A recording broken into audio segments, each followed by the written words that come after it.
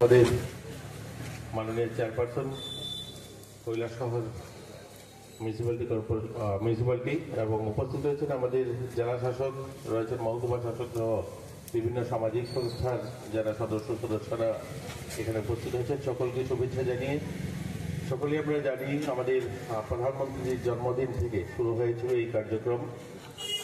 আমরা সকলেই বেরোই স্বচ্ছতার দিকে। এবার নতুন করে স্লোগান দেওয়া হয়েছে যে স্বচ্ছ স্বভাব এবং সংস্কার স্বচ্ছতা, অর্থাৎ আমাদের কাজকর্মে প্রতিদিন যে কাজ করি সেগুলির মধ্যেও যেন স্বচ্ছতা আসে।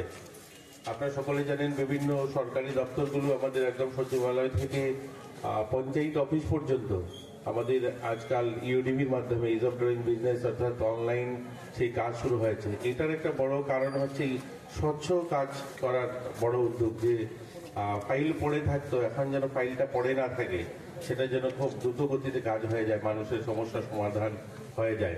তো এটা যেমন স্বচ্ছ কাজ করার লক্ষ্য নেওয়া হয়েছে, তেমনি প্রতিদিন আমরা দেখি এই স্বচ্ছ ভারত কার্যক্রম চলছে, স্বচ্ছতার কার্যক্রম চলছে, তারপরেও মানুষ বারবার সেখানে ডাস্টবিন থাকা সত্ত্বেও ফেলে দিচ্ছে নোংরা।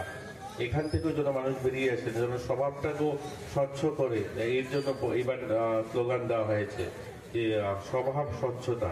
তো স্বভাব স্বচ্ছতাও যেন আমরা সবাই নেই। আর এক পেড় মাকে নাম, এটাও একটা কার্যক্রম চলছিল।